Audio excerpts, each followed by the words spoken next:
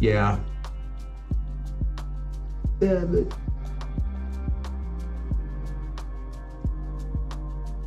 How about now? Yeah. It's the first time I use this scene since upgrading my Windows to Win 11, so yeah. Rah! Alright. Alright, so I've been doing an introduction talking about all of the games in V.130. And yeah, no one heard that. Excellent. Hi guys, welcome on in. Peter Ward first in the chat. Hamson, here we go. And Peaky playing against Peter Ward today. That should be a good contest with a few chatters in there as well. V.109, we have Popeye ELC versus FC Krostibad. And it's one of the new teams at least, Leksama. I think that's a Finnish team. We have FC Jolopokit, also from Finland, against Parking the Bus. Each of these teams won their first encounter of the season, so they'll be trying to claim a spot in the top of the league. We have Agira United against Espevik SK, and that's Stolbake versus Sussex. Denmark versus Sweden in this one. Havneshelde versus Pevelen Kilotachat from Finland. And Havneshelde won. And Pevelen Kilotachat they lost the first encounter against Jolopokit. Winner wow. If I could speak, I'd say an eventual winner of this one will be claiming a top spot in the series already. Let's just go over these once more since we didn't have any sound on while I did so. High Plains Drifter versus Karlovice. Interesting encounter, simply because both of these teams did pretty well last season and improved quite well over the season. The first season in the HTI community. Padalov against the Huskies. I must say I think Padalov should be the favorites here, and I don't understand how Mambo and the Huskies managed to draw the bot the first round. And in case Mambo didn't know, you have to lose against the bot to get an achievement. Aldrington against Bonnet Bay. Undefeated bot in our league. Yeah, I don't think it'll last beyond this round. Certainly not. 5 minutes to go. Eternia Elite obviously beating the bot today, I guess. Anyway, Scouts call here. Havneshelde. Oh, we don't have any spots. So let's just fire the oldest. These. Joachim Skov. He looks absolutely terrible anyway, so let's just get rid of him. Gamle goal. Right now, I'd say Bridget scoring, inadequate winger. That's not very good, even though he's 15. I mean, winger is a relatively cheap skill to train, so initially at least. Let's move on. 16 years old, he's not very much better. Hjalte Overgaard. There's... okay, I guess. You know what?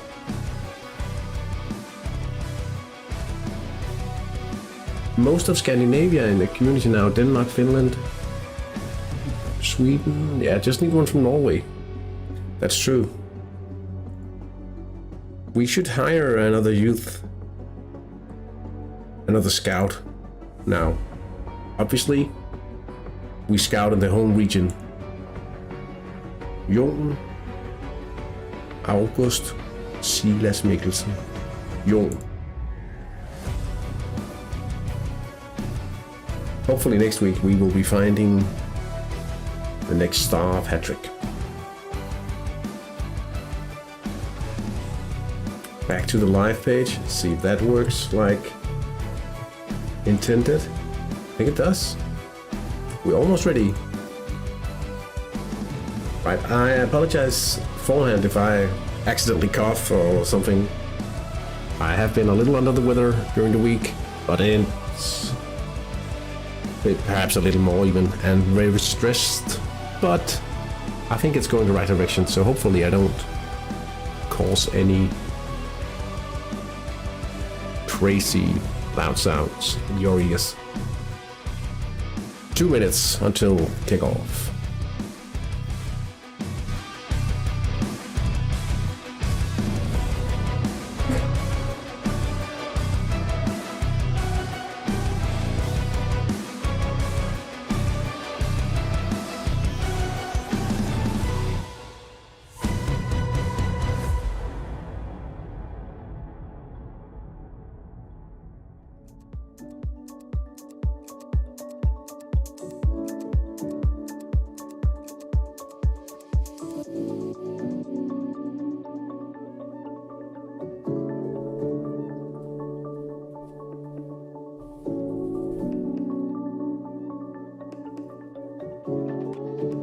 DNA test puts me 24% Sweden and Denmark. Like most English British. Oh, you are descendants of the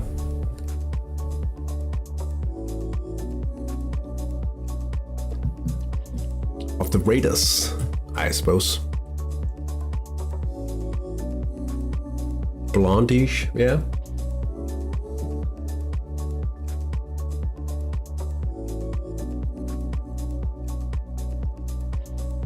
One minute. Which match would you describe as the match of the week? Would it be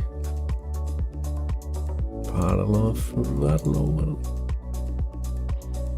Maybe the Denmark-Sweden encounter here.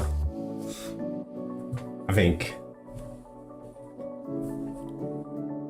High Plains and Karlovice. All right.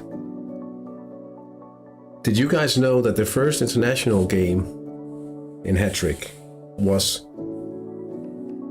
well, Denmark won. And it was Denmark versus Sweden, but the Danish team was just a clone of the Swedish team.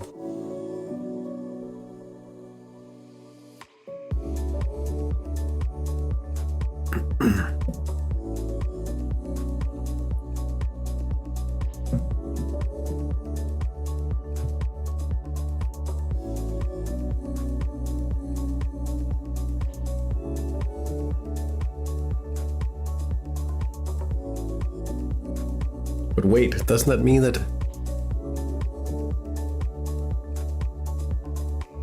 Have you ever thought about going for an international coach title? I've thought about it, yeah, but for now I will have to admit that my knowledge is not... I'm not experienced enough, at least. I am part of the Danish national team,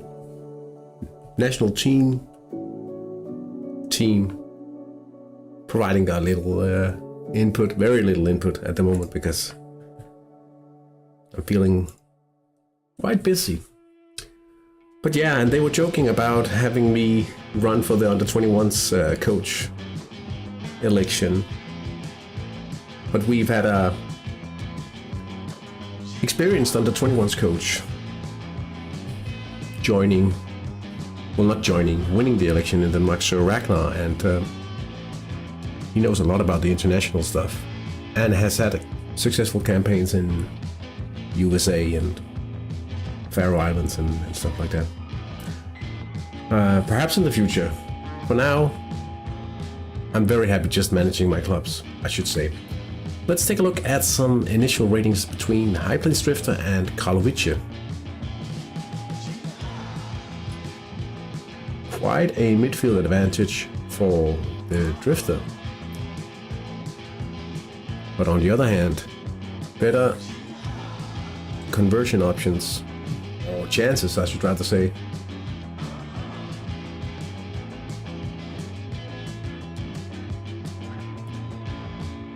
for Kalovice. Yeah, but people like Gary Neville can get coaching roles. Yeah.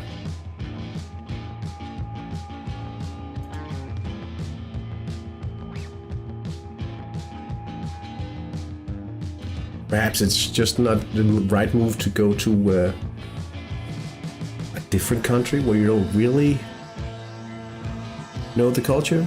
Like starting pretty much at Valencia, isn't that perhaps a bit more than you might be able to chew, even though you were a well-respected and a very good right back. Well, let's see here, Padlov with a penalty. We have the first goal of the stream. Ivo Skunda puts Padlov 1-0 up against the Huskies, and you can't really argue with it. Big midfield advantage. Pretty good. Pretty good central attack as well. 28% chance of converting in this one. Only tier 2 players make good managers. You can try in the Croatian under 21s. We have a 1 series candidate in the last 3 elections, the same manager. Yeah, well, I know. For now, for now, I will not run in any country.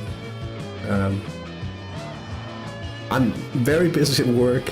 Hey, Robert. Yeah, it's all. But thank you, man. Thank you for the kind words. It's also very nice to be able to actually stream one of the rounds here. I've been busy. Like I said, I've been busy in real life, at work, and yeah. I also was recently handed a mod title, and there's been an election, so that's quite busy as well. I also want to provide you guys with videos and live streaming, and so much going on, so I probably can't find the time to be the head figure of a like under 21s team or a national team, because I have a good like perhaps not exact first-hand experience at what it takes, but I can tell how much time the guys in the Danish national team, the experienced guys, spend preparing for the matches. And I right now I feel sometimes a little, I'll be honest about it, a little embarrassed not being able to provide input. And when I actually find the time, they'll be so far into the process that the bits and pieces I can eventually bring to the table most often isn't really relevant anyway. So yeah, it's a bit of a, you'll need a serious, like if you want to be serious about it, you should like you should be able to commit to the time, right? Our election for the under 21s was a no-brainer given we just won the silver medal in the World Cup and the same manager ran again. Yeah, that's a pretty good argument. That's a pretty good argument. Eternia will be messing up this team of confused little bots from Domolatse. So let's move on to Papai ELC and FC Krostibat. Me trying to pronounce French, pretty unsuccessful at that, but they'll be pretty successful at beating Papai ELC, I think. It looks like a pretty big victory for the away side here. FC Yolo Pocket parking the bus.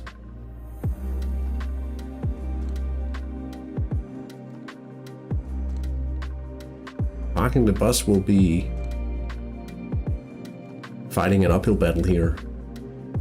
Yolo Pocket looking like they'll be able to secure another 3 points in this one. Denmark versus Sweden, probably. You could say that. Bagheera versus Espevik. Excellent counterattack. They should be able to mount a little threat down the right side at least, and pretty good on the left. Decent chances down the center. Pretty good side attacks from Bagheera. They should be the favorites here.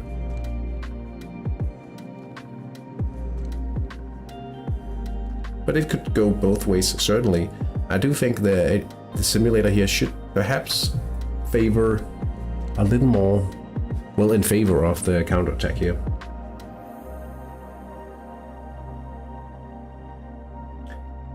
That's probably the one achievement I'll never get. No real interest in being NT under 21's coach. How many scouts are in the Danish under 21 staff? Well, that's just been announced. And scouts, I think, honestly, the scout situation, like the ones doing actual scouting, is actually a little dire at the moment in Denmark, compared at least to what we used to have for situation.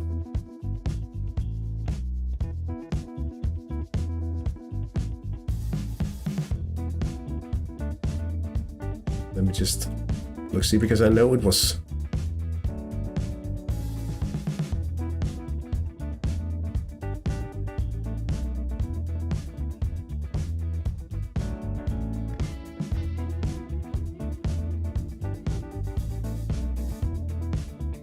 Yeah, they're looking for scouts at least as well.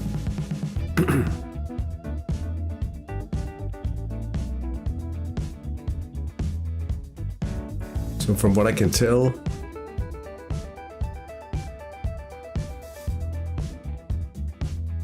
they have two scouts covering Generation 38, and then they have 2 scouts covering the coming generations. Aldrington going up by 1 here. Tonino Moretti, central attack. So we have a happy viewer and a sad viewer as a result of this. And now you are just beside each other in the league table. Tonino Moretti, a young gun, head specialist. So, oh, you want this one? Perhaps we could look into having it as a redeemable sound effect, if I ever miss it. I do have such a thing on Twitch, but not here on YouTube. Let's take a look at the ratings in the match between Havnenselde and Pevalen.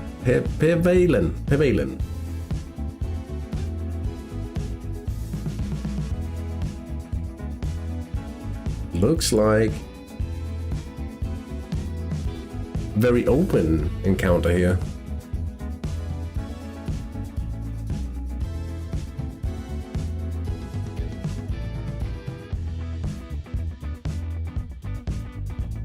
A brilliant attack on the wings for Havnenselde.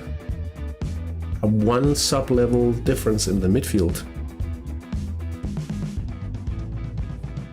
Let's check out stamina here. Solid. Oh, solid, excellent. Passable. Inadequate.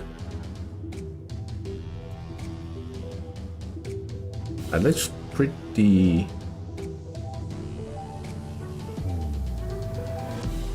even, that.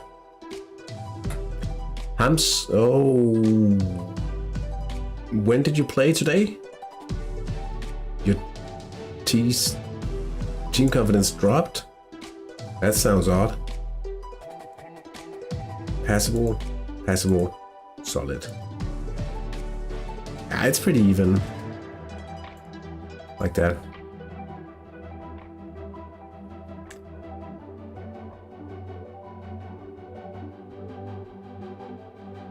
Well, that's a long time ago.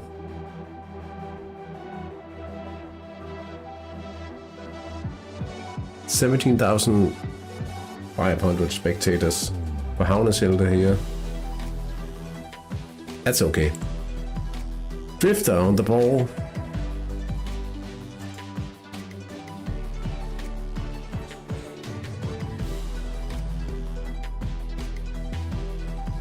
Oh, it's just one of those silly ones. A yellow card for Simon Hoskins. That's parking the bus. Being handed the first caution of the day. The first booking. Yeah. 12 minutes in here.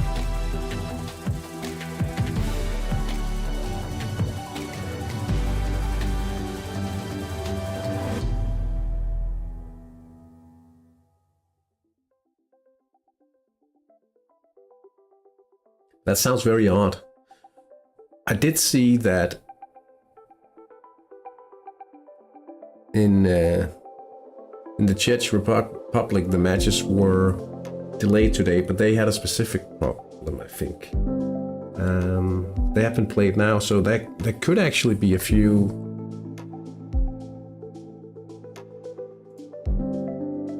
there was some trouble in the Czech League.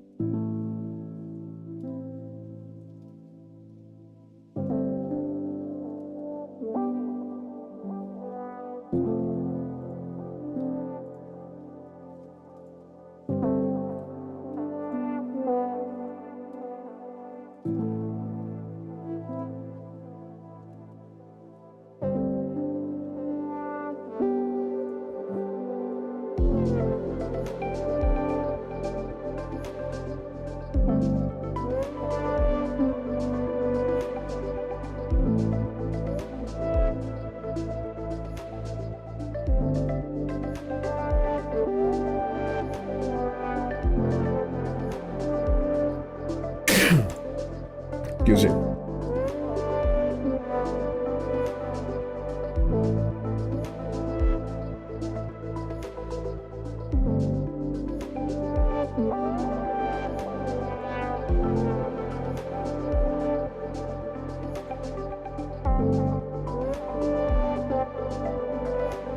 Drifter with the ball here. They'll have to find the left-hand side if they are to score here, I think.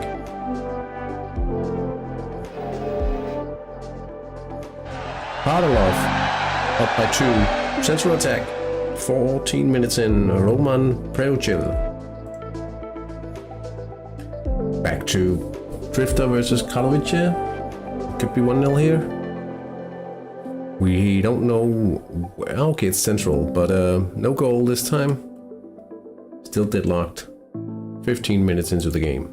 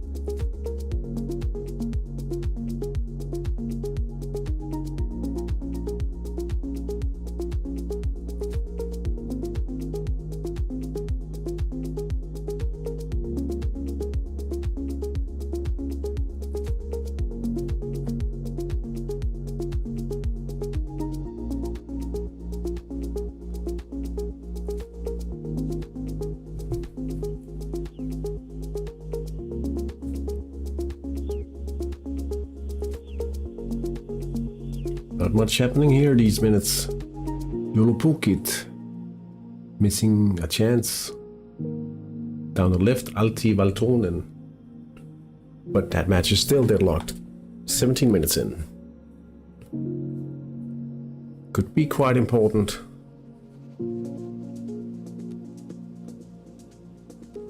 To just keep winning. How do you win this game? Keep winning. Havnesild is certainly enjoying a better start to the season, potentially, if they win. No, we did win the first match of the season. And then we just fell into a great slump.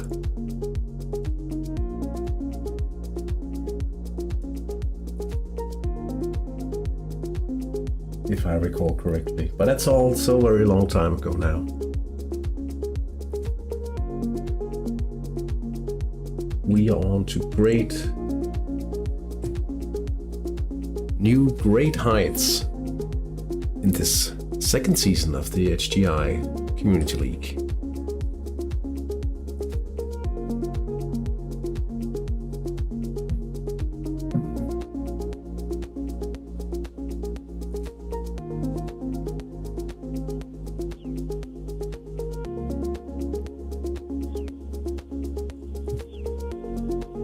Should we create an...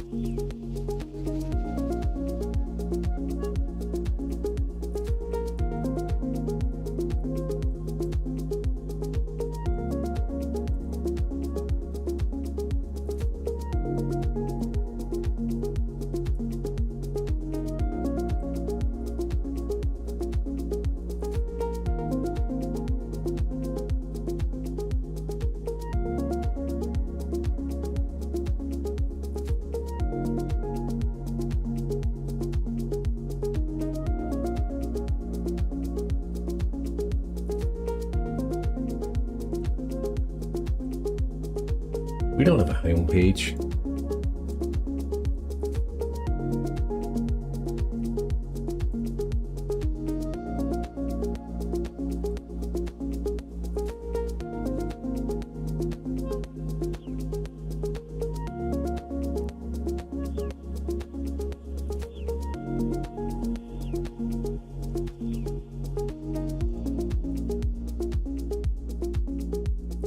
That's the community ID.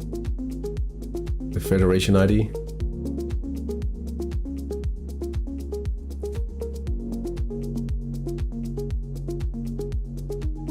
Pi ELC going up by 1-0.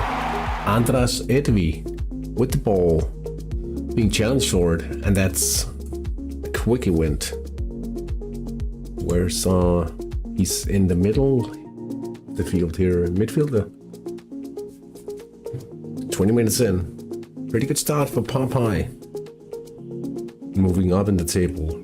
But they have a pretty bad goal difference they have to overcome. So probably the best possible start for them. But it could be an uphill battle from here. A good start nevertheless.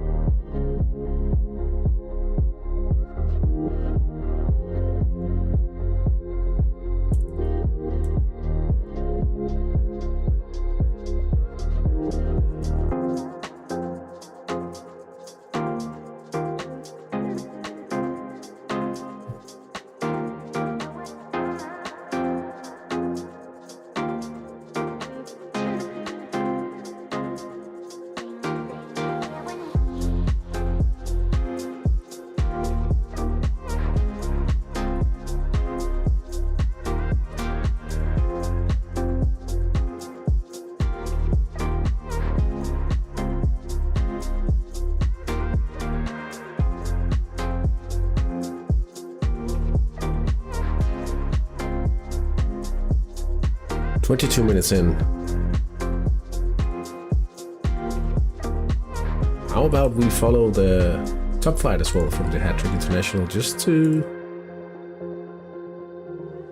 have a little more action here.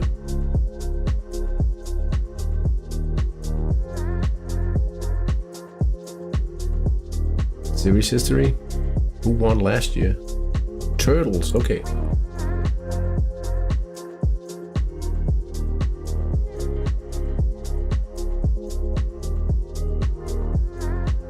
Just a single goal scored here in Tamusa versus Global Thunder.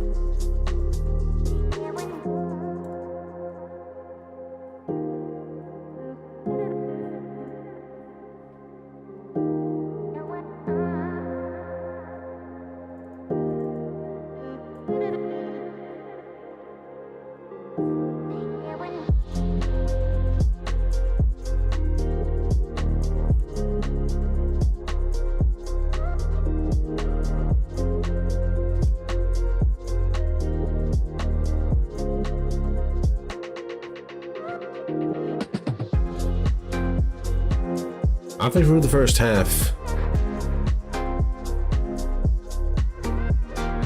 Not a lot of goals scored in the HTI. Actually, I'll remove those top flight.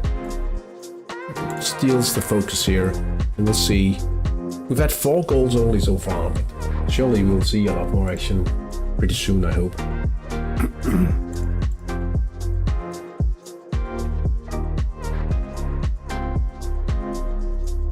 Oh no, it's in the wrong direction here.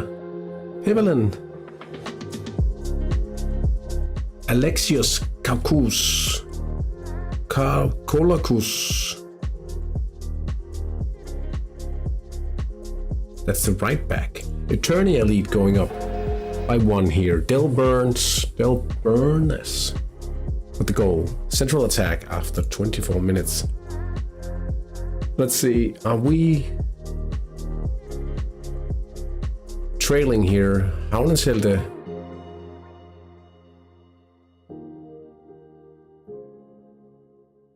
What? Didn't I delete those top flight matches? It was a miss from Pavelen. Lucky for Havneshelde on this occasion. Hopefully we'll see another, a chance in the other direction quite soon. Eternia attacking once more. Max Apikeira. And he could very well make it. 2 here. Leighton Gilchrist.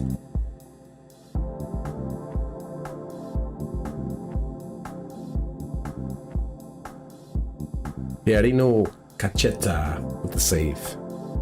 Still only 1-0 for the Warriors of Castle Greyskull. HTI Elite.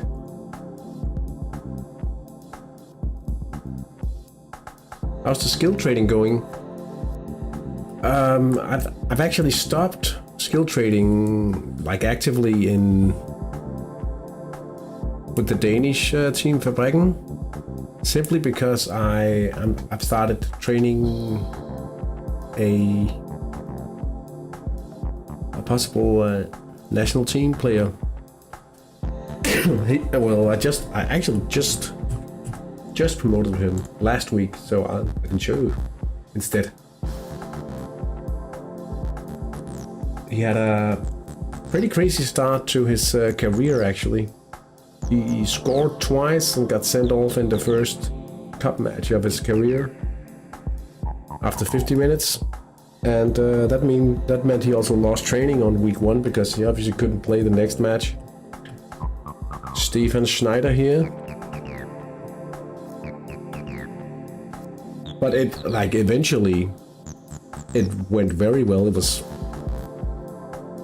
felt a little easy actually to do the skill trading. So now I'm actually, for those who haven't actually noticed, we're doing it with Havneshelde.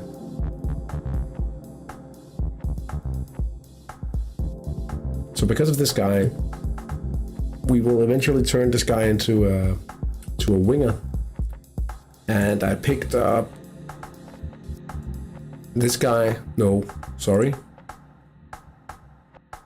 This guy to train alongside him. Not quite as good, but he could be very nice as well. Pretty good. So yeah, the project came to a halt, but I was making good money. I will admit it was pretty difficult towards the end of the season. With like every deal at the moment is pretty hard because of HTI ending. At least if you're trying to make profits, right? So I have a good idea of what I'm supposed to do going forward with all of my teams, really, because of the things I did. So that feels good. Espevik has taken the lead against Bagheera United. Flavian Gattel. Central attack. After 27 minutes. A little surprising, but only a little.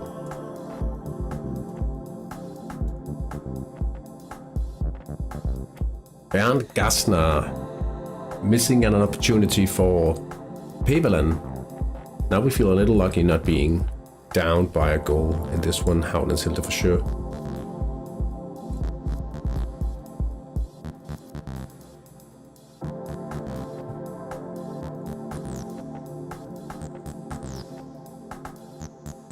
Did you guys have some interesting challenges or some interesting purchases during this off season, this volatile HTI ending situation on the transfer market? I did buy a few goalkeepers, which had I been a little more cool, I could have probably found some of them even cheaper. I guess I just have to wait a little before I try to liquefy.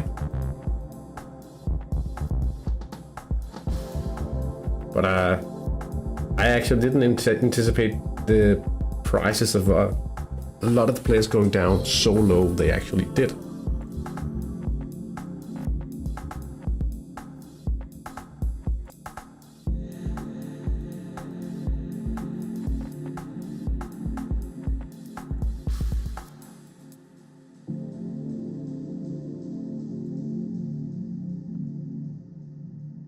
I'm quite happy. I usually make a substitution with a experienced set pieces taker.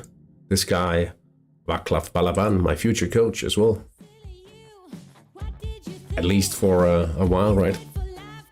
Not a top leadership coach, but he should do pretty well anyway. But he'll only enter the field if we actually get an injury, or something along those lines.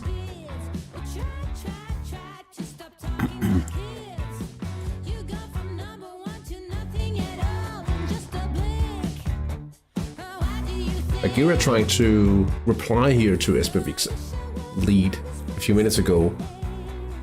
Minded Jansenius, but he misses the opportunity. They're still trailing, and we are more than half an hour into the game now. That's Bagheera United. Representing Denmark today against Sweden. Kostas Georgoulis. That must be Eternia. They are squandering their chances here.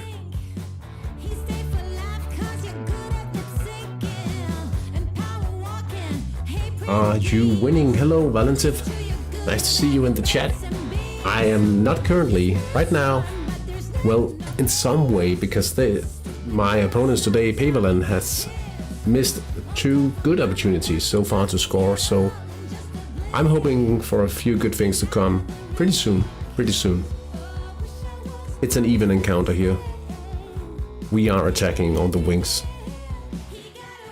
Eternia manages to go up by 2, but I mean, they've missed 3 out of 5 chances so far. That's must be a little worrying for RS 350. Mr. Skeletor. We'll give him another dong. And they are at it again. The Attorney Elite. Thank you. Did you play this week already, Valentin?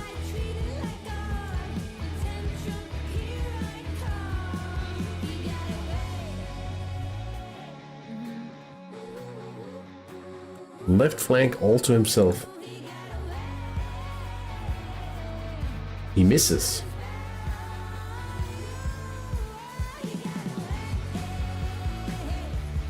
Not very effective for the Attorney Elite, but they're leading the league.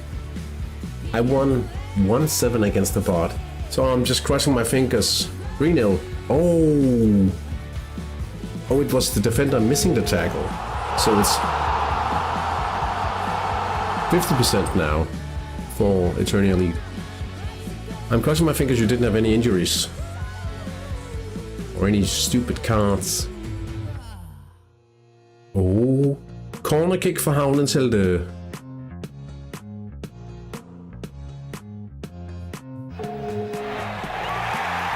They're leading René Urskov with the goal. A header from Rojanowski, and then the follow-up from the left back. No injuries for the first time this season. Oh, we'll better keep it like that for the remainder of the season. Did any of you guys have any injuries from training updates so far? I've had my first one this week. And I would actually like to double check all of my teams.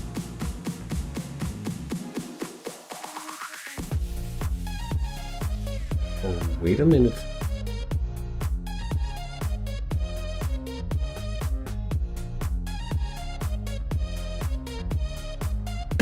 Oh, it didn't report it.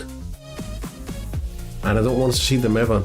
Bagheera United equalizing here. Thomas Haudenstein. Attack on the left side after 34 minutes.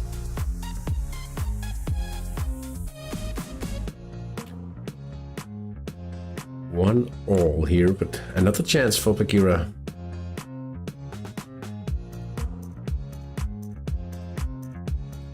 Antonio Sola.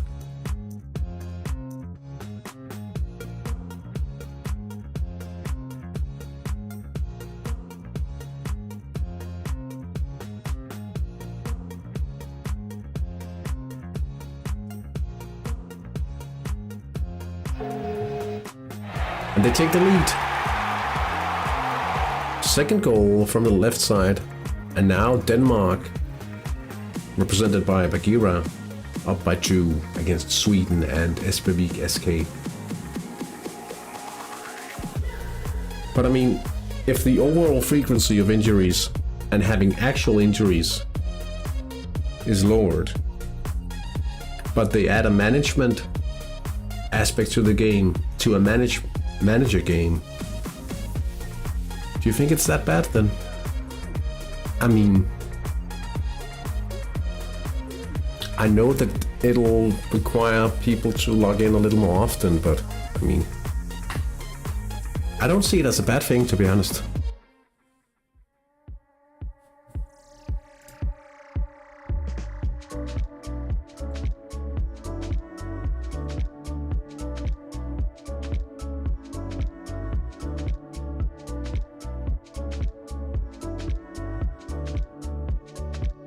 The goal came from an SA, so you should receive a normal attack really soon. Well, perhaps. I mean, the SEs are also dependent, because it's a team SE from a corner. So it's also dependent on possession. Here we have a Pavilion on the attack.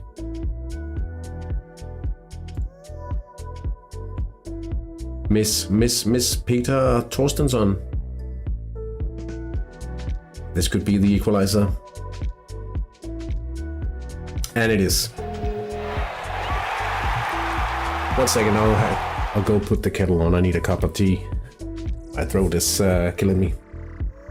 Well, maybe not killing me, but it's hurting a little.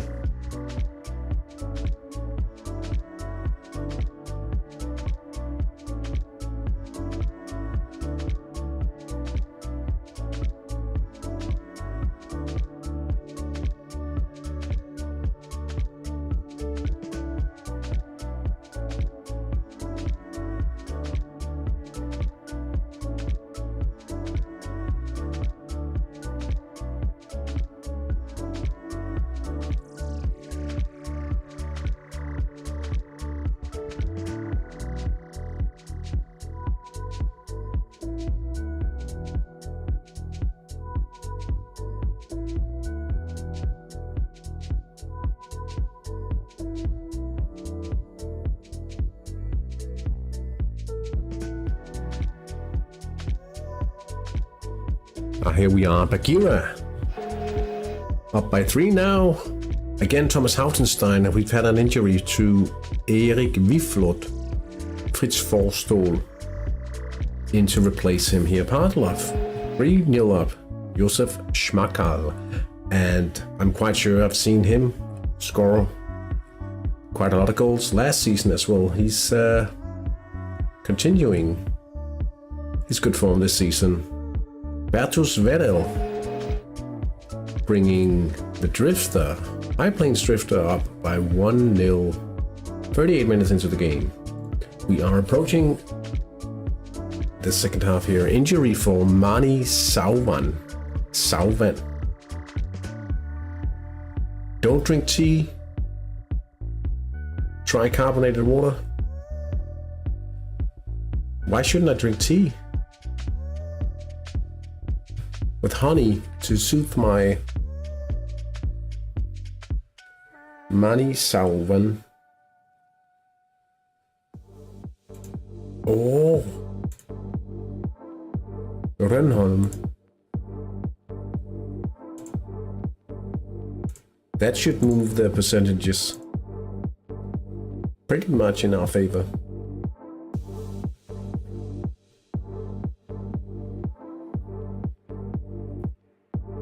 Luckily, in regards to my sore throat, it's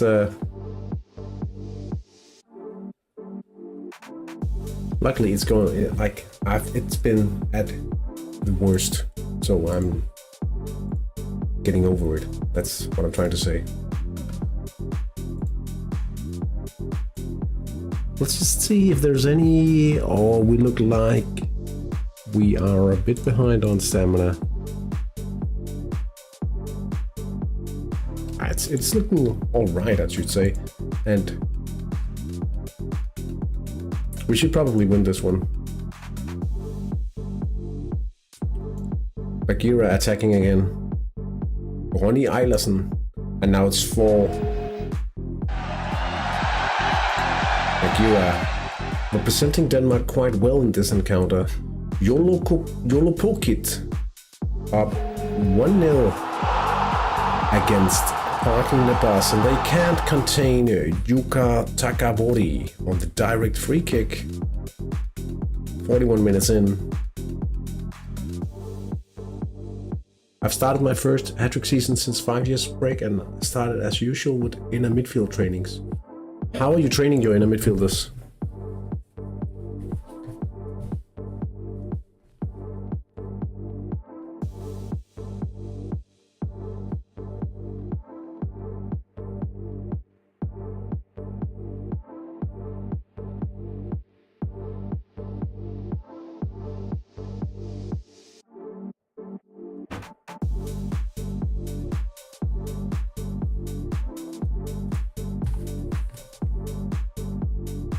Oh yeah, exactly. The reason I ask is because so many people just, I'd almost say blindly, just start out training playmaking.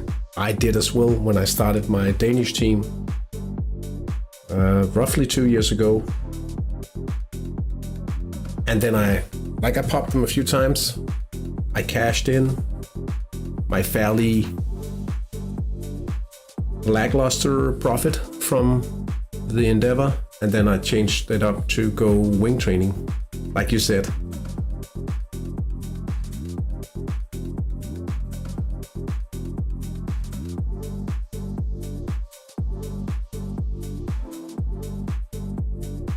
YOLO Pokit. Now up by 2. Yuka, second of the evening. A brace now. And his team is up 2-0 just before the break.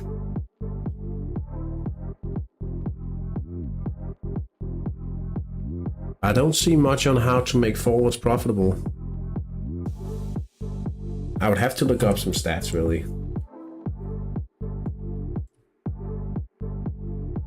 Like from the training, at least. Training. Statistics.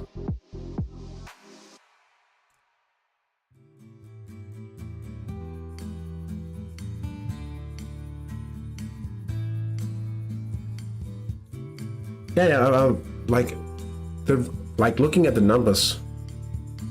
I'll give you a quick take on it. We have an injury. Kyrilos Papas.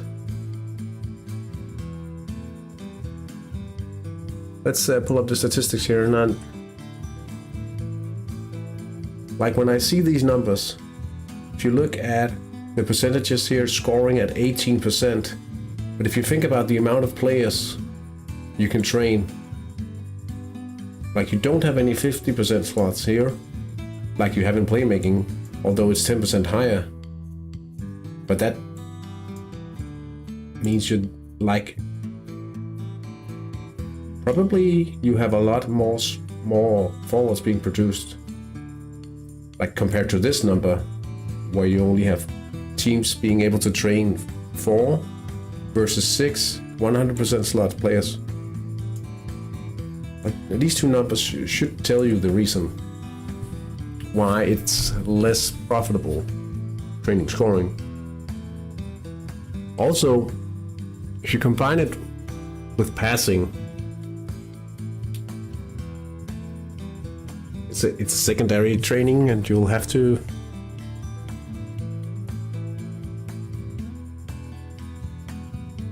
do really well in order to make it very profitable training scoring, I think. Or training forwards. That's what I tried to say. We are at halftime. High Plains Drifter lead 1-0 against Karlovice. Partlup up 3-0 against the Huskies. Aldrington EFC leading Bonnet Bay 1-0. Eternia Elite smashing the bots from Dumalase 3-0 away from home, and Papa ELC leads Kustibar 1-0. YOLO Pokit 2-0 up against Parking the Bus. Bagheera up 4-1 against Espavik SK, and Havnenselde leading Pavelen Kilo. They're tied at one goal all at halftime, but they are expecting to take the lead and the victory in the second half. 1 sec.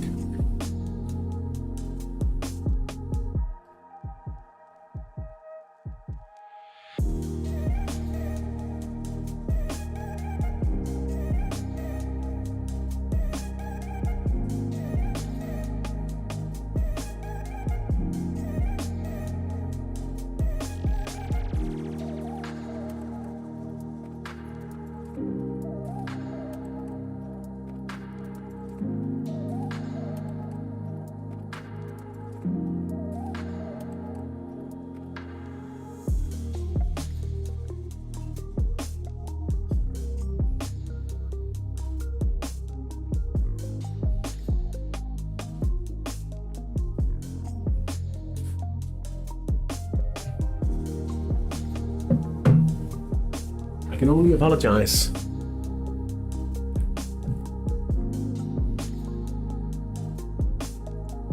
Let's look at the numbers. Yeah.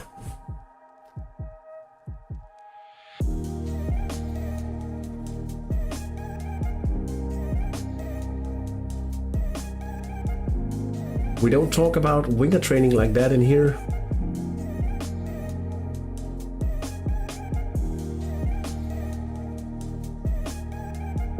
Nah. Excuse me. It really depends what environment you play in, Valentin. I mean, I trained wingers last season in the Hattrick International, and let me just.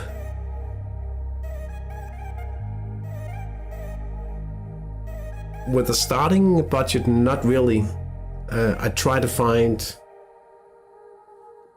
like similar players, quite young still, but I like they'll have to be an absolute bargain as well. So as soon as you see some player going a little too high above, you just skip them, move on.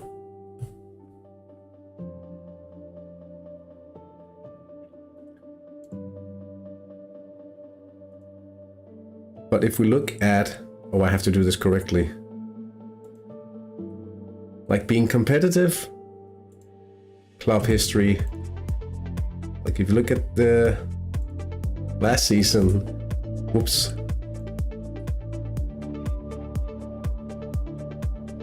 What am I doing here? If you look at last season, I was training wingers like in the profit mindset. And this is all teams, like it's a full league of teams starting all from scratch, all newly formed teams. And in this scenario, training wings is not very competitive because you start out by crippling your side attacks.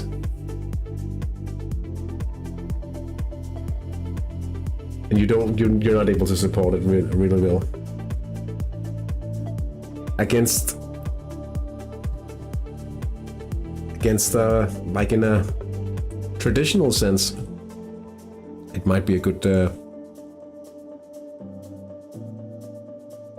way to start, because you could probably beat most of the teams with a kind of a starting midfield and with good side attacks.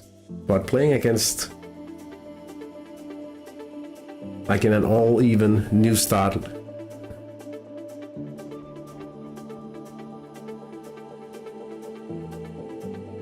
yeah, true, but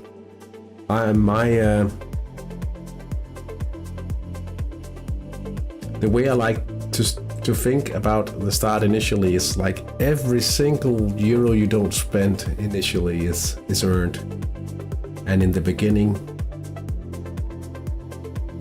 of the like I am trying to compete as well.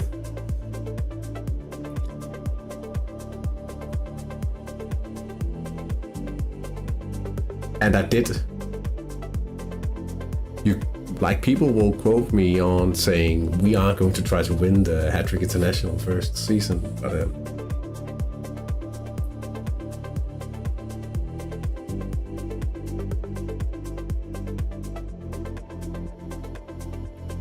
they forgot to mention the fact that I mentioned that I would win it from the bottom up.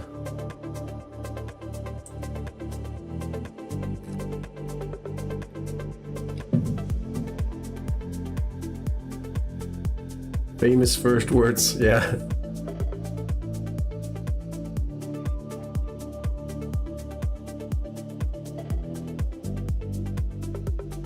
I would still say, like, initially when it's all about making profit and actually establishing your club, being it by getting fans or as much profit as possible, I'd like to operate my team as a skeleton crew, where you just, whatever you're not training, you just try to steer home the ship without spending too much.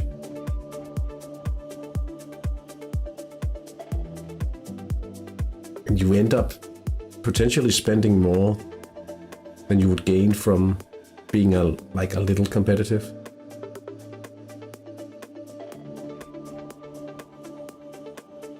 I mean, with my Danish team, I still use my original strikers. This guy. Also because he's got passable leadership.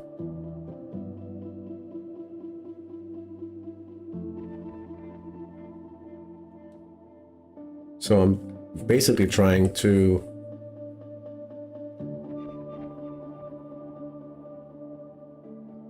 still shaking my head at losing on penalties. In the Emerald. Oh no, you didn't. Not the most long-term friendly environment. No, but that's about striking a balance, because honestly, I don't mind don't tell anyone, I don't mind not being super competitive the first season, but if I can overtake everyone in the second season, it'll be interesting to see what we can do once we see a reduction in the lowest tier in the HTI.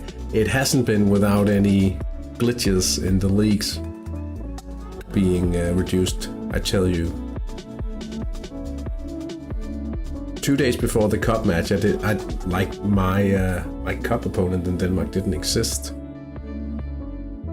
It'll be a bust. Oh, and Kenny Malmberg here, that's really Danish. Here, he's also one of my starting strikers. I'm still using these guys because, like, when you add the mother club bonus and the fact that I'm still just training experience on them to convert them into coaches at some point. Because no matter how I look at it, I'm still doing somewhat a budget cycle in Denmark as well. Not as much as in San Marino. But we still have to be mindful of how we spend the money. Again, going back to the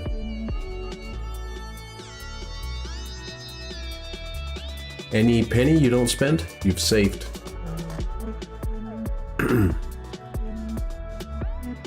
Mostly. 5 minutes until we start on the second half. So we have one surprising result so far, having Altrington lead, I should say. Or maybe not, but this oh, I thought you were counter-attacking.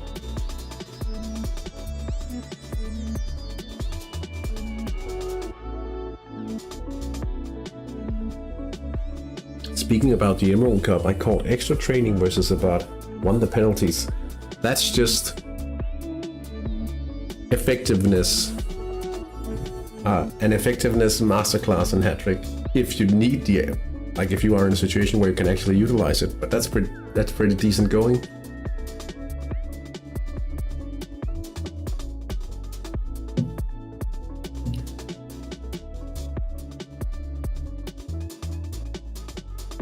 Oh, you even had 2 chances here. That's lucky. Missing them, that's unlucky though, Biggie.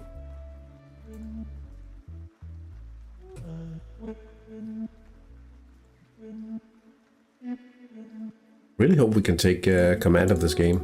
Second half, after the injury. Whoa, look at Peter.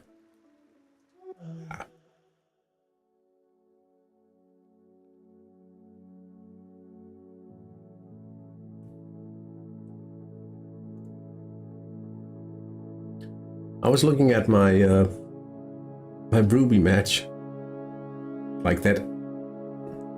Yay, we won in the first round. Oh, we lost 8-0 in the second round. But it'll be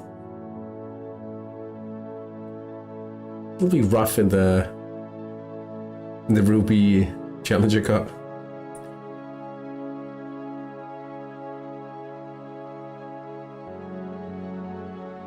Perhaps a little more than just rough. I mean, look at those numbers. That team is 7 years old, roughly.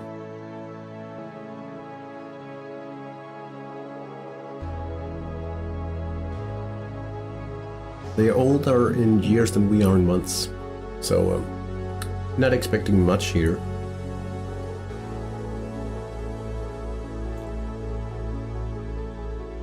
We did play Top Flight. We just have to go for the Consolation Cup. Honestly,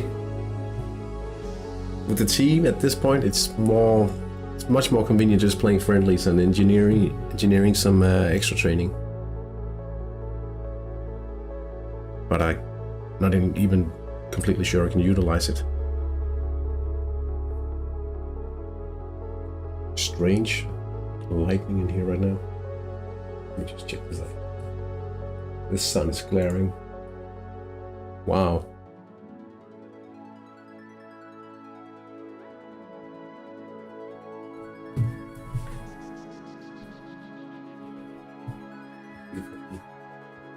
Wow, look at that.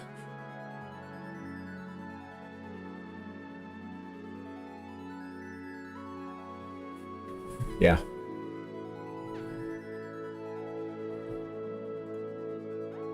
Autumn sun.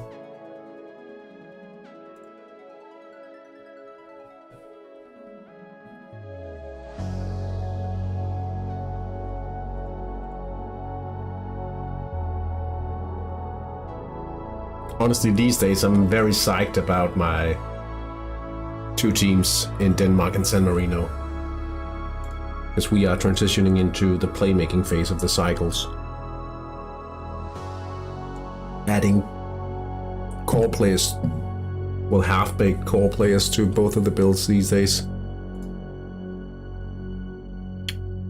We've been having spring rains. Getting more extreme as well.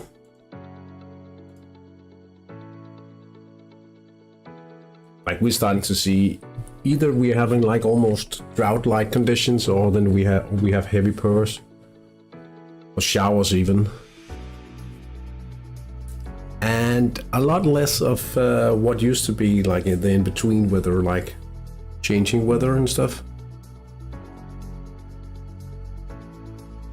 More of the extremes.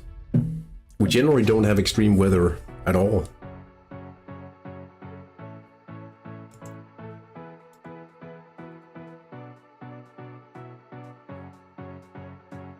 We're starting to see more floodings and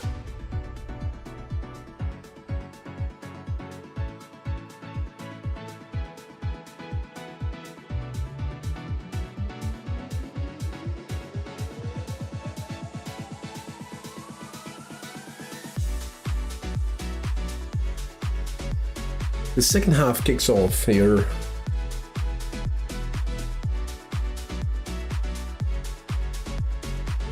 Most players back to full stamina.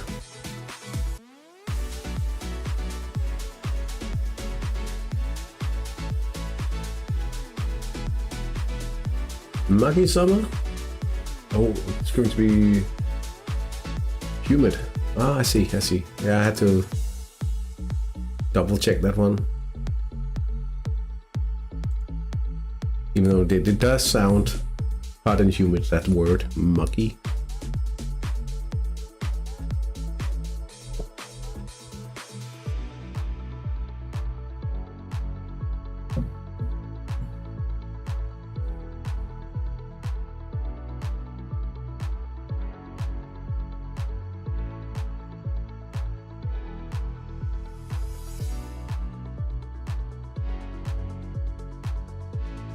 La Nina.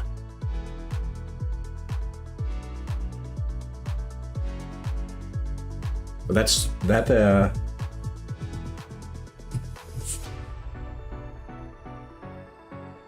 hurricane in what was it called, Helena?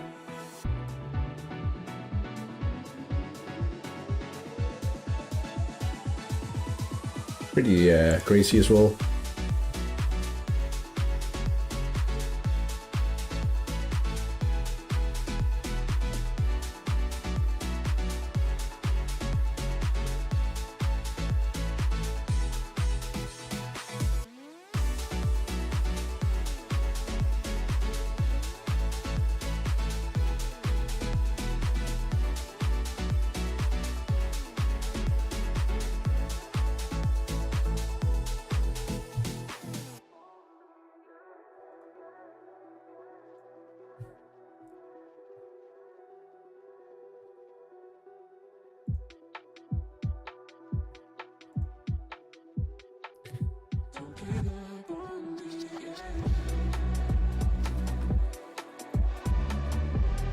So El Nino, that's when it's really, really dry, right? I think, is it in some countries in South America, you can be... I don't know the exact terms, but I think I've heard stories about people being... what do you call it? Acquitted of murder charges because they went crazy from the El Nino,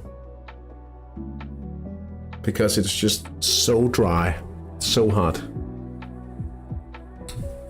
But I could be wrong. Stop looking at my embarrassing keeper.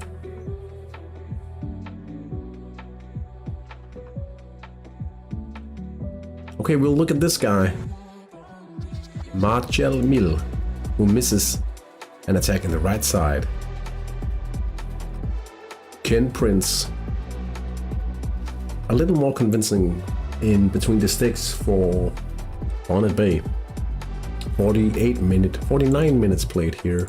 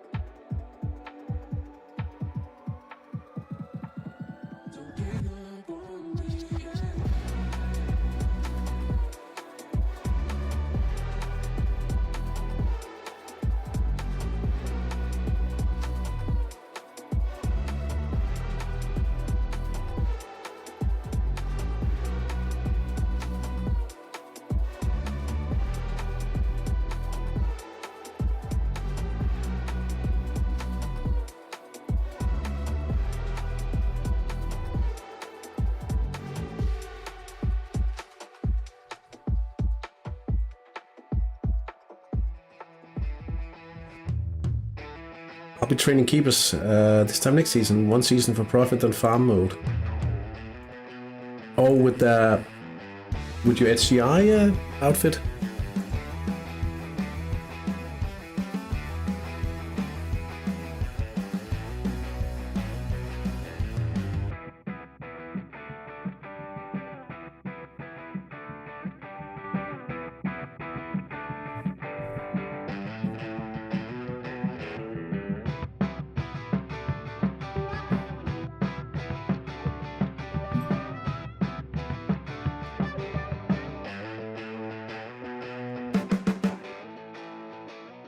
Krusty Bard. Trying to equalize this time. Powerful shot from Joachim Faber. I can't pronounce it. But it's an equalizer nonetheless. Free kick. Direct free kick. And now they are doing a swap here. Logbow. Guy Logbow, and he's replaced by Kalle Bobo. Yeah, got a solid goalkeeper coming up from the under 17s in January. Hopefully I can get some bucks for him. Well, fingers crossed. They can be... I always like to flash my super youthful, but he was an unpredictable... What do you call it? When he was retrained, right? He was excellent. He's currently the under 21s goalkeeper for Denmark as well. Being trained in Iceland by a farming team there. Drifter attacking on the left side. They failed to take advantage of the shot. Marian Koch misses the chance. You know, I don't mind flashing this guy every now and then. He didn't play yesterday because they're showing off the coming World Cup generation before the Euros. But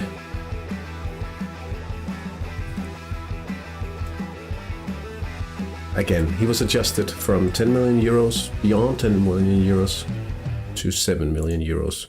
Unlucky for me, but I think it's fair enough. It's been like the unpredictable keepers have been trending downwards a little. So perhaps it's okay, but he's probably the best ever. Feels nice to say like that.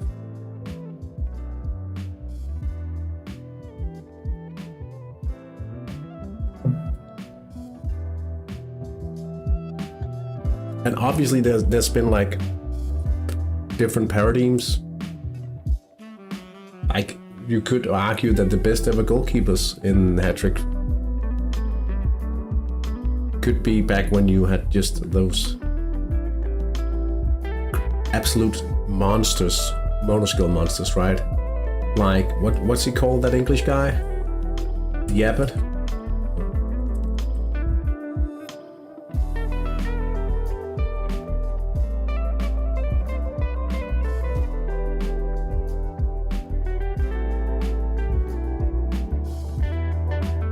No. George Carey, the Archbishop. And he played to 23 stars.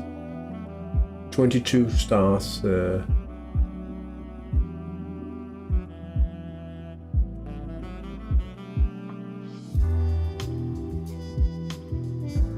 Yeah. But in an era after.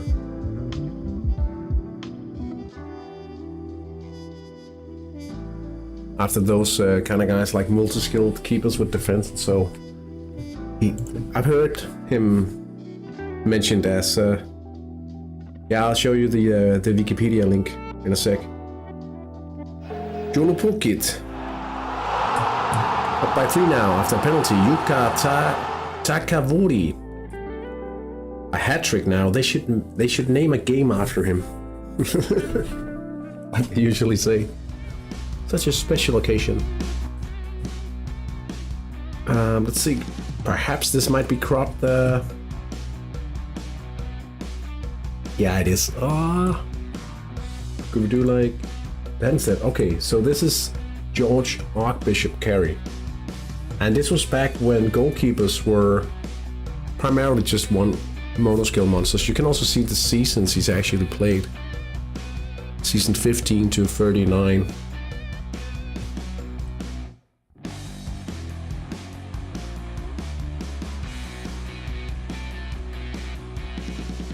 But yeah, I get. You can say that Hattrick evolves a lot, but this is like beyond.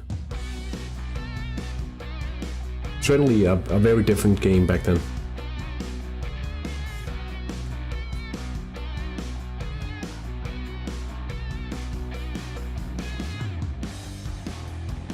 Yeah, and when you actually train players like that, you wouldn't meet. Like obviously, you didn't have the financial director as well, so you would have teams just accumulating enormous sums of money, and then they just spend it on wages.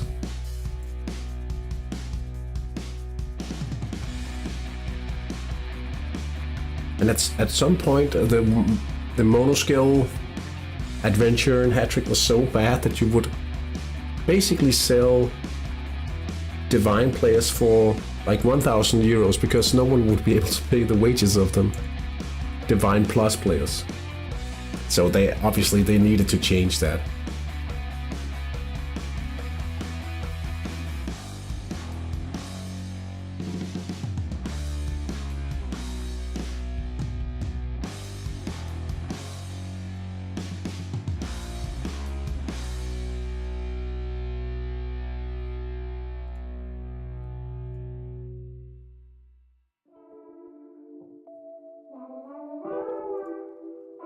Almost an hour into the game.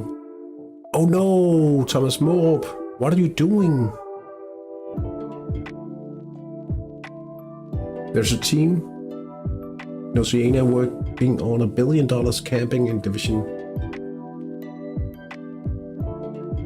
That will. Oh, he's working on accumulating $1 billion or... Well, for some, that's the way they like to play the game. We used to have this this team in Denmark as well. Let's see if I can find it. Statistics. Supporter statistics, perhaps. Where do you see this?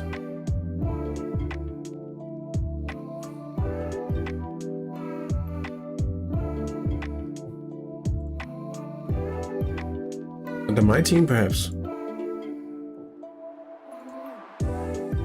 Team richest, wealthiest, like Kalundborg. They have 5 billion, so they probably have $1 billion. Oceania bucks, whatever. And I remember the last few iterations of my Hattrick career, he was also on top. This guy, he was the winner of the HTI. He's also got quite some money. 3.5. And he's just he's pretty good. I think you'll see his transfer history is but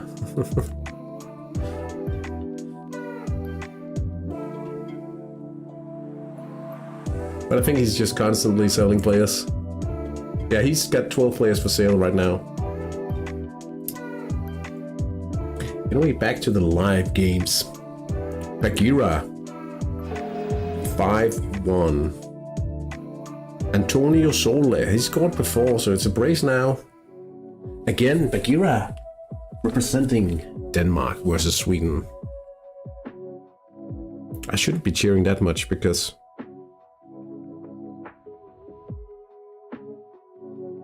Espevik is led by a valued member of the community as well, so sorry, but it's still Denmark versus Sweden, right?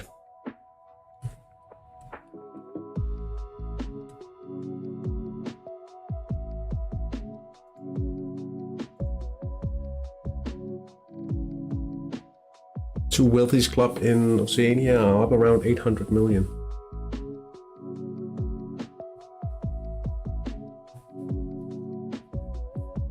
I mean, I think it's a strong element to the game that you have more ways to play it, like sandbox away. Oh yeah, so you would, so it's 0.5. No, it's 5 times the Denmark, right? And times 2, yeah.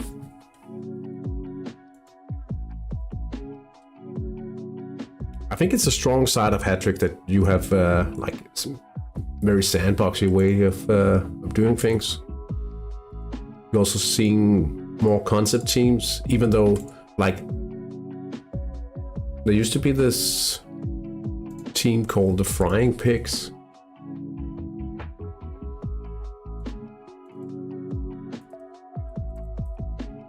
They were all named Bacon. But that was before you were able to change player names, obviously.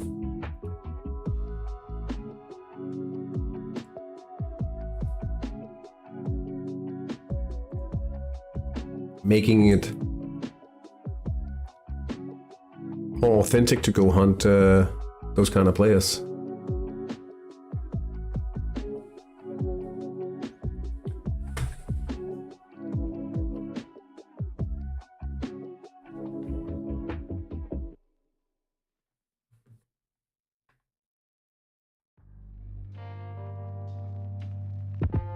Still waiting. Yeah, I'm too.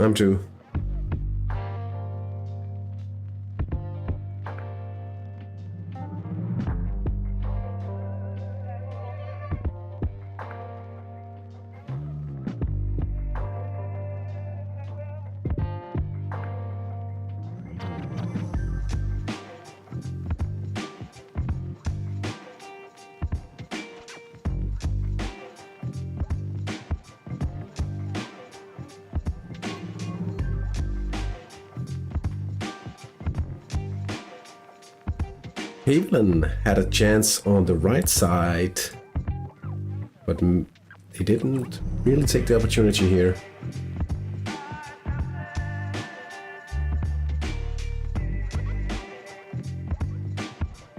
Some players starting to look a bit wounded. I was doing the math on what it would cost to do the cycle mode when I have to sell up in a few months, and a conservative estimate was 125,155 on raw transfer fees, not even accounting for wages. So I hope that's in Oceanian dollars, right?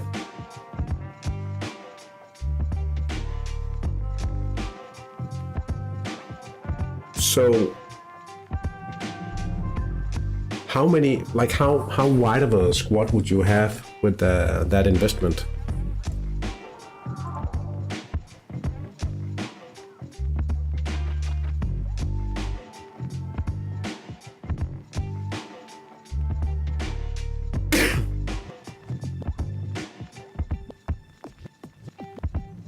Okay.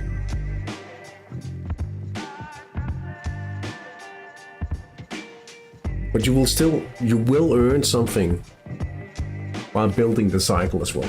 And if you are very good at it, it shouldn't be a problem with that starting funding.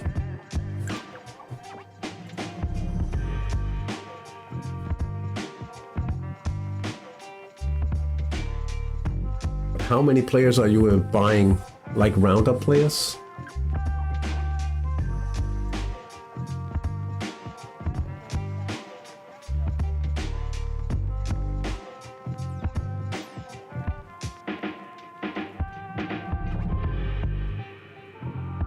I know I already adjusted my end goals for my core players at least, so I, instead of going for like 18.2 playmaking, I stop at like halfway through, because going into magical beyond mythical, that's where like each training update will just be so costly wage-wise as well.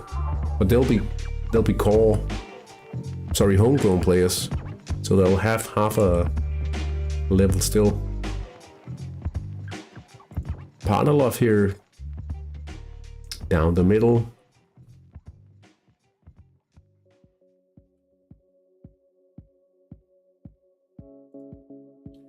I think like the general saying is you should be able to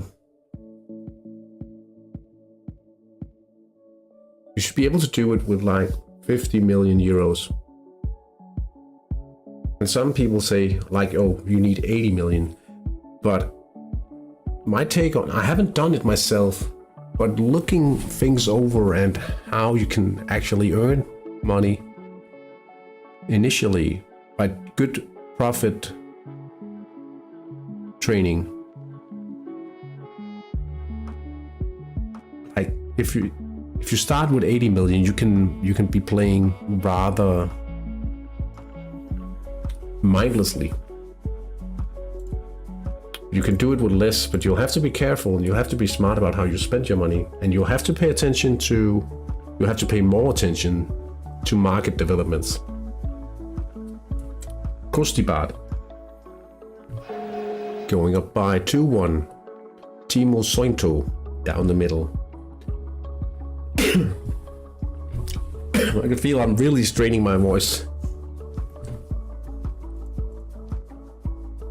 Sitting here talking. Squad estimated value is currently above 110 million, but I can't sell everyone.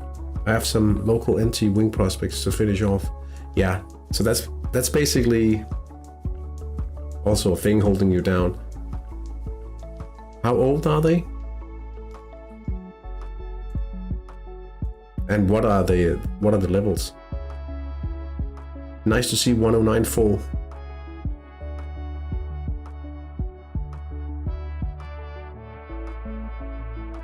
Are you living in Denmark? Yeah, I live in Denmark. More than decent. Thank you.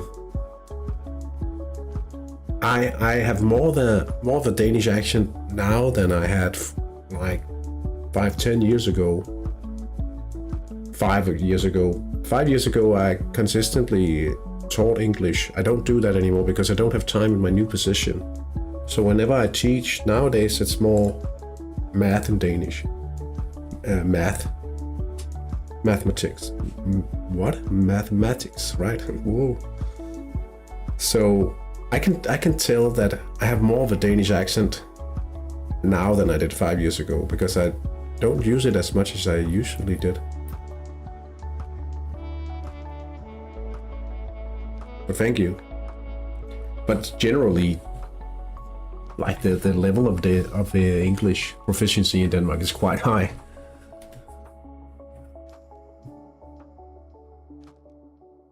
28-year-old, 18 wing. Oh, yeah. Oh, defense at this. But they like extremely heavy on the wages. Ironically, that part, like the pre-part of your cycle now, that might be the thing hurting you the most, the wages of those guys.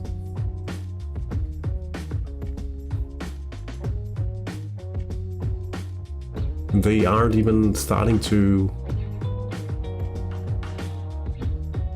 have their wages lowered by age. That's next year for the first one. Bagheera attacking on the left. Surely they can't increase their lead even more. Mind that. Jansenius. Oh, they missed. It hurts.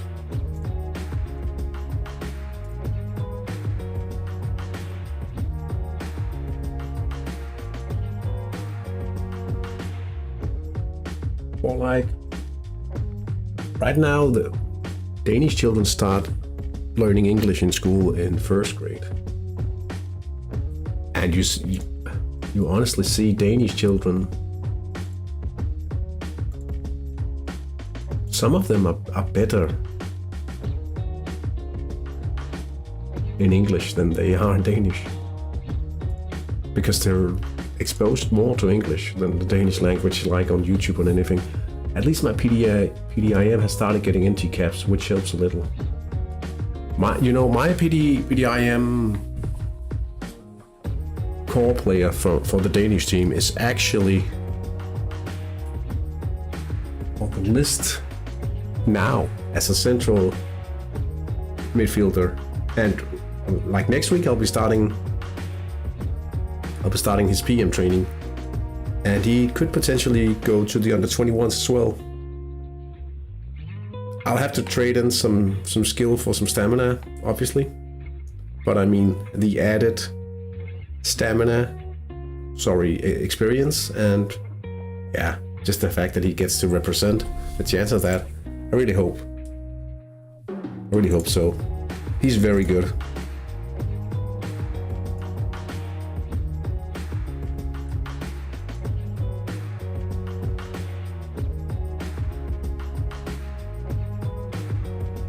See if I can find him here.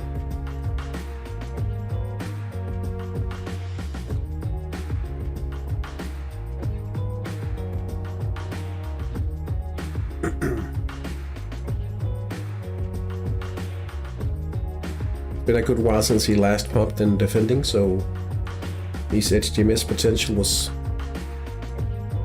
yeah, also, yeah.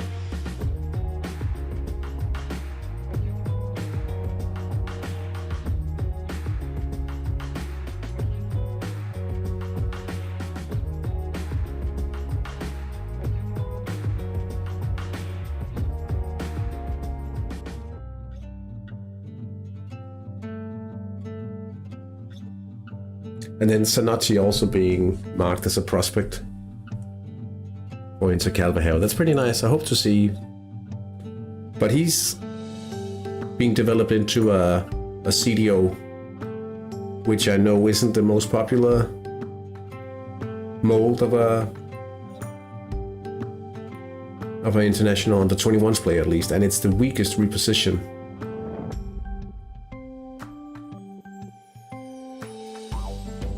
I got a 15-year-old from the youth academy last night, and the comment was, I'm impressed. And at the same time, he had inadequate wing and weak defend. Does that scout meaning comment means any? No, it doesn't. It's just what do you call it? It's just flavor text. Like the scout is always impressed because it's always a player that he's presenting to you. So like, I'm impressed by this guy. You should definitely take a look at it. He's disastrous in everything. But yeah.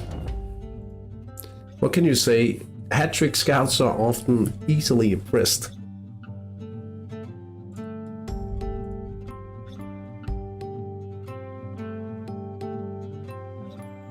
Now don't worry about it, just know that it basically means nothing.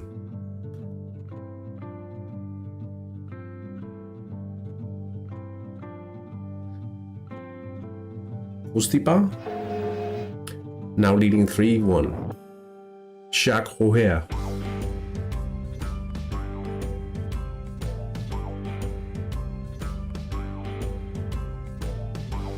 Yeah, you should be looking beyond it. But you also have to pay attention to the fact that you often you could, like some players, you perhaps call and get into your squad and you just don't really take notice of them, and then all of a sudden, boom. Karlovic equalizing from the left side. Libor Lesniak. He has to justify his salary. Oh yeah, the scout. Eternia up by 4-0. Penalty. Harris Bui. He did score quite a few goals last season, if I remember correctly.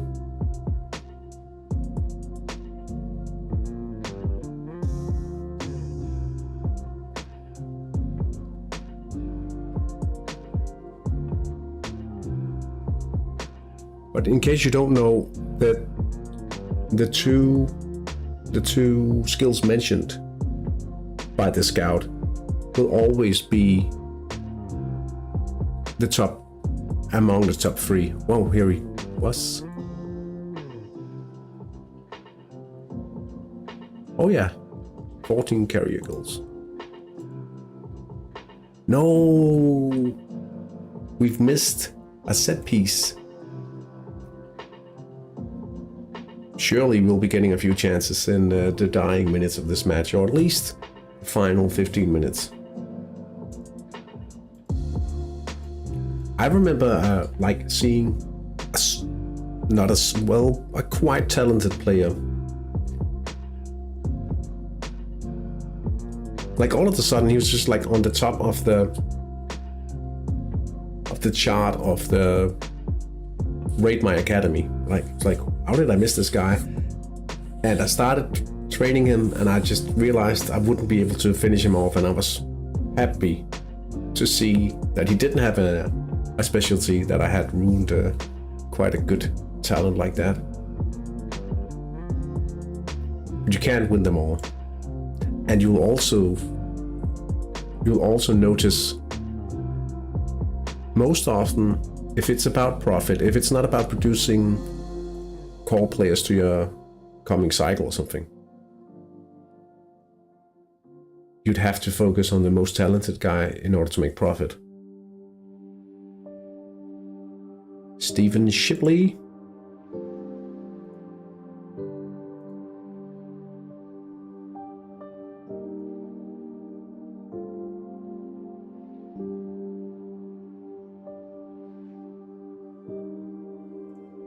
Do a little reload here. Misses. So it's still 1-0 for Aldrington AFC, up. Leading against the Barnet Bay Bombers.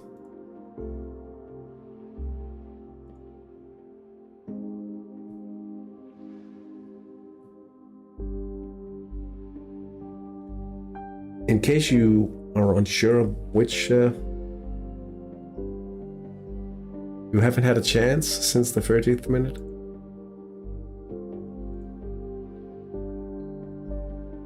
Oh yeah, it's actually been a while. Not that you have much of an argument against the fact that you haven't had a lot of chances. I guess you are saving up some team spirit. Does make sense.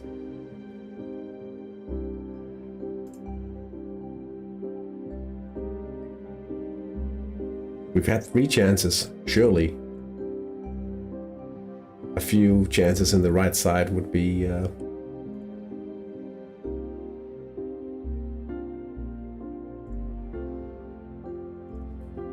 few chances in the right side would be deserved for Havn and Tilde at this point. Just over 10 minutes to go. No deadlocks left here. A single match with just 1 goal. We have 2 matches tied at 1-1 in this second round of the HTI.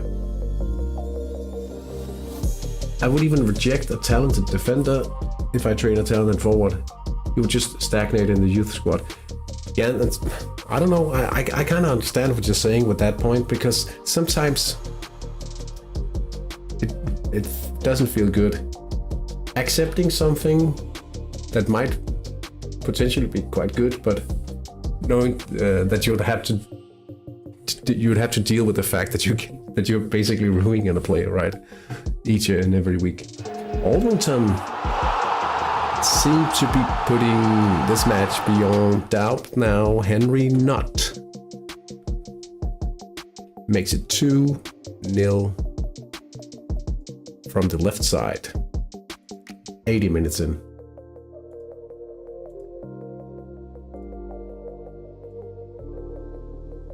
You could even argue that if you are more interested in having strong, maybe not, but releasing a player back into the pond or into the pool, you can't train him. Could potentially lead to another manager pulling him. But that depends. Are you competing against your peers in the league on a grand scheme, or are you trying to produce national team players? But it's pretty hard to speculate in all that. Like, I see a lot of people asking on the forums about, like, when should I pull a player? Should I do it in the morning? Should I do it just after the update? And honestly, I have a hard time seeing it making any difference whatsoever. But I haven't seen the actual numbers of the scouting pools. Hardelov attacking once more. Down the right.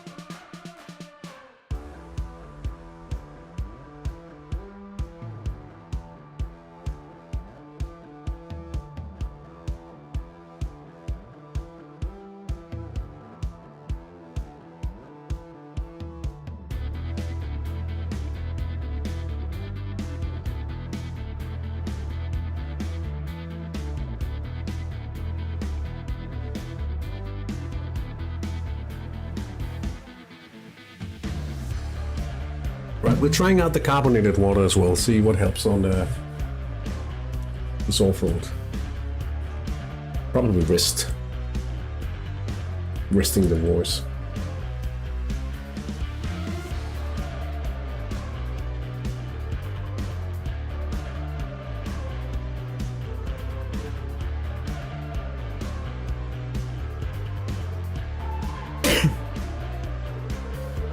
yeah.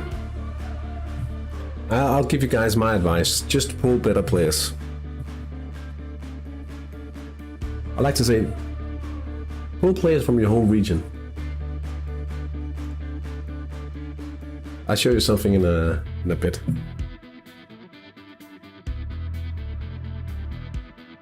Actually, I'll show you guys right now because I'll forget.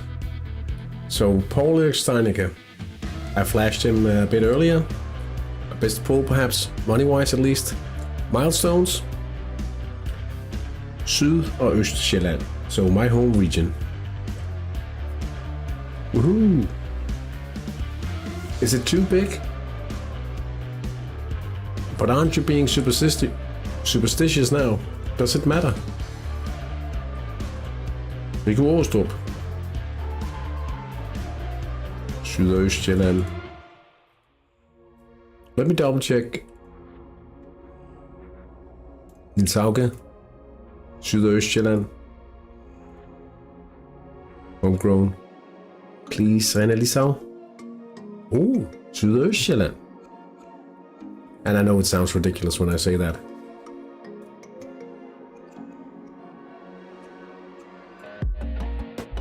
Now, yellow for... Ah, are you kidding me?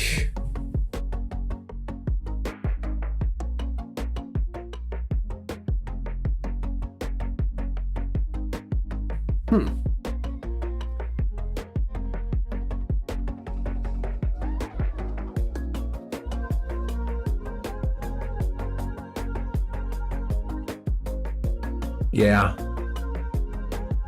At least we... Oh, sorry.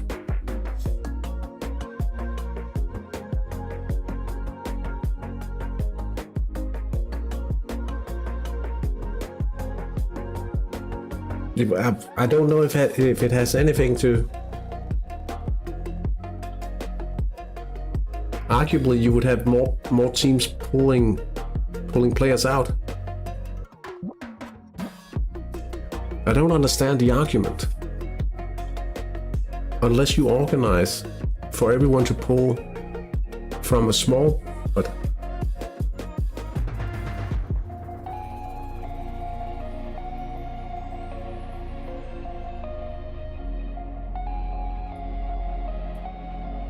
that relies on, I guess, on how things actually work, because I don't think anyone's actually seen the numbers.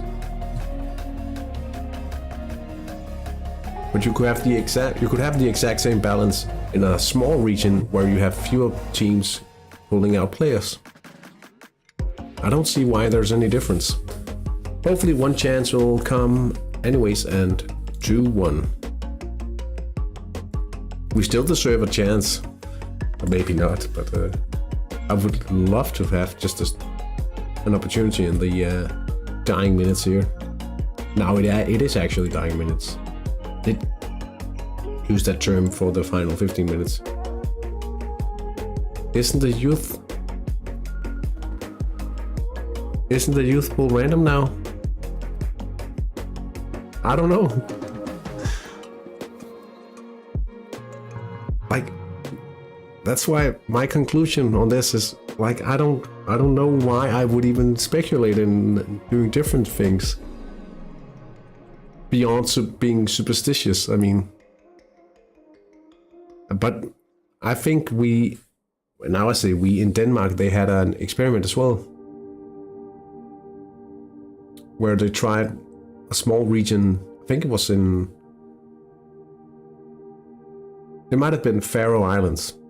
So Faroe Islands is they have like a construction a little like in Oceania. Like the Faroe Islands is an independent league in Hattrick, but it's also a region in Denmark.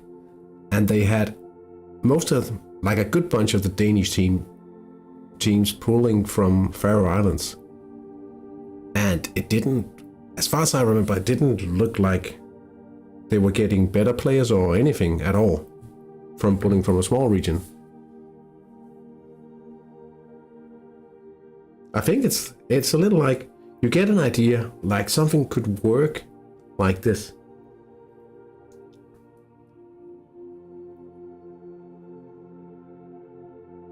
My guess is,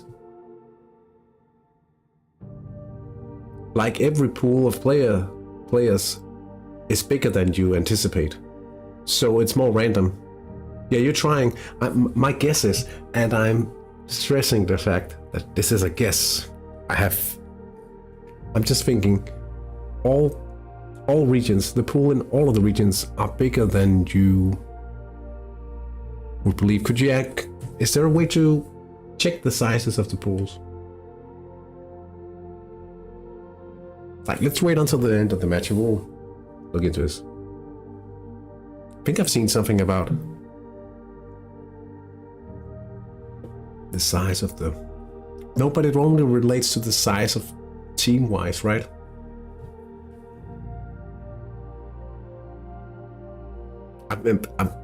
I mean, I think it's futile to even speculate in this, and now I'm about to go into it. Anyway, but let's take a look. 1 minute remaining.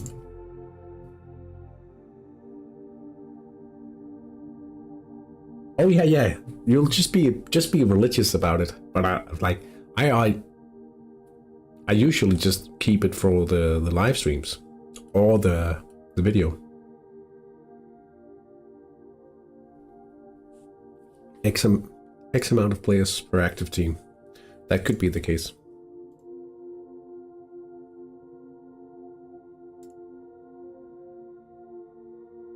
I guess most of the theories are if it works like this, but still, like, there's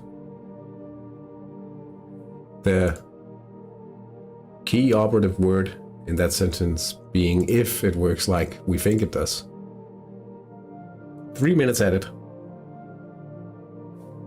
Big win for Bagheera.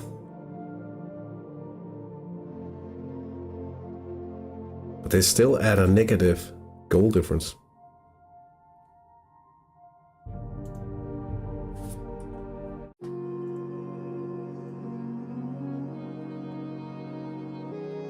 Ooh, look at all my players going into the yellow.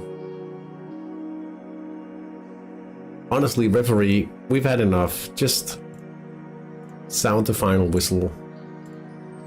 We'll be back in a week.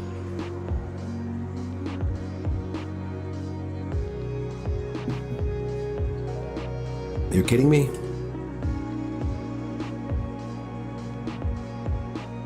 What? Bernd Gassner, I thought he was the villain. But unfortunately...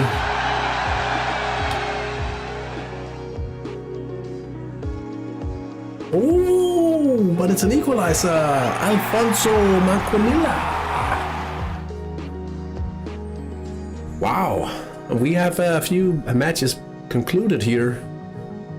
High Plains Drifter and Karlovice drawing 1 goal all. Aldrington beating Barnet Bay 2-0 in their encounter, and HTI League bashing the bots 4 goals to nothing. Kosti Bar winning 3-1 away from home against Papai ELC. And we have like half the match is still running here. There's a little justice. Oh, my phone just went crazy.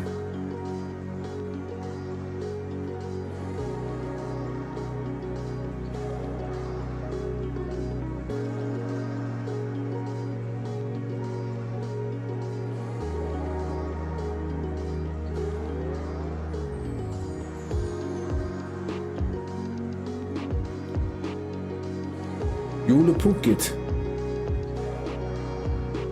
wins 3 goals to nothing against Parking the Bus.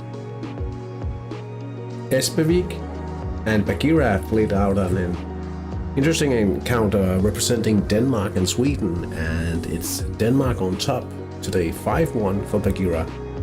And in the match between Havnenshelte and Pavelin Kirutajat, it ends 2 goals all. It's conjecture, just how I don't think anyone knows for certain that play creatively in youth matches helps unveil specs. But if there's a chance, I'll take it. Oh, but it does. But the thing is, it only helps unveil specs for players that haven't had an actual scout or coach reveal on the spec, because it's certain that it increases the chances of an a special event happening. So there's no argument against it not helping unveil, but it only helps unveiling undetected specs. But there's absolutely no reason not to play creatively.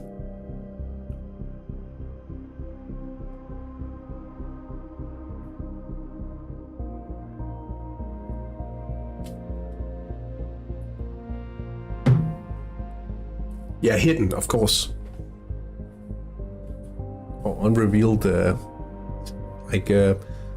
There's no reason not to play creatively like that. And I've seen it. Riku Åstrup, I was happy about Riku Åstrup, my main man. I was really happy about him not having a spec, and then it was almost, I think it was 2 weeks before his promotion. He didn't have the reveal from the coach. It was revealed by a special event.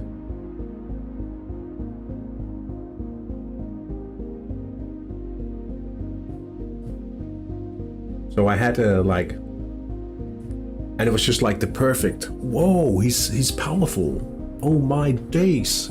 And then he was younger than the rest. He was the oldest of the homegrown players.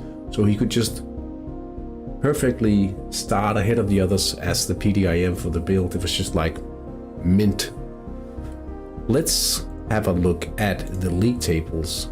We start in V.109. I'd better get to bed.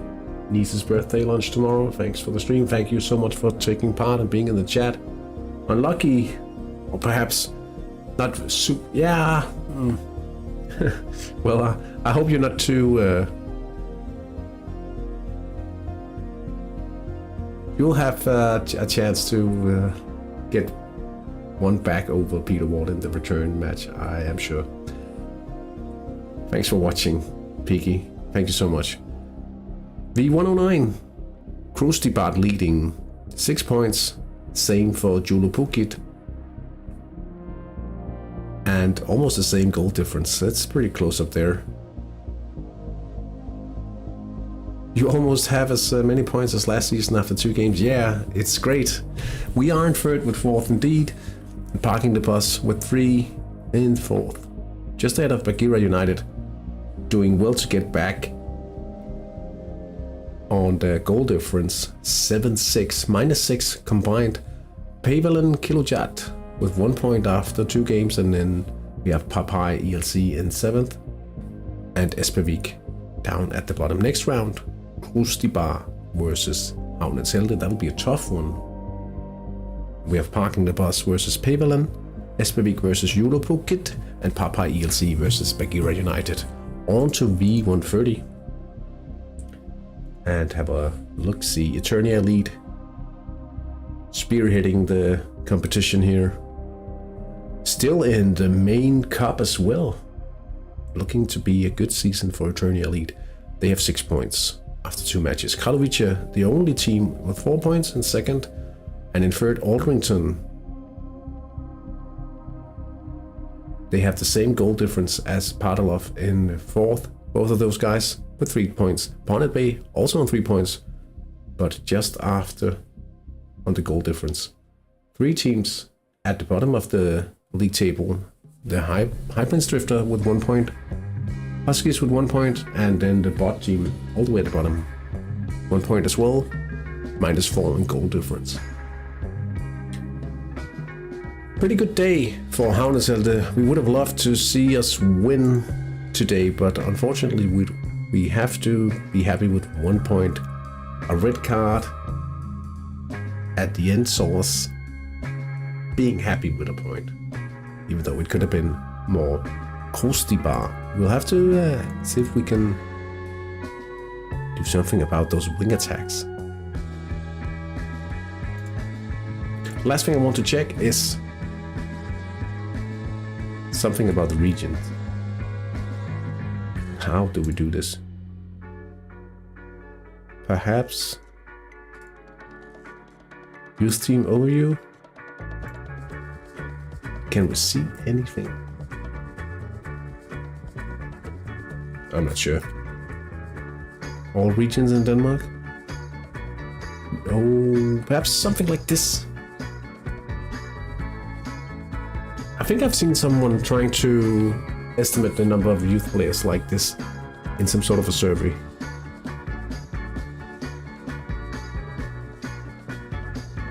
But I think I would need some input on the way as we go over. Oh, number of teams, online users. Copenhagen.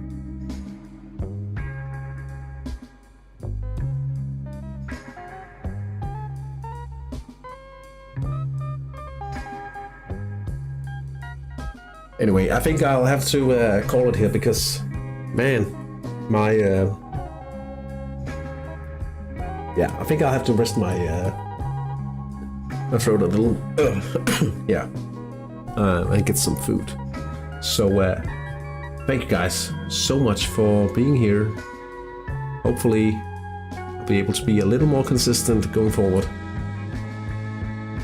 with the streams in the Hattrick International community. We've tried making a federation, so if you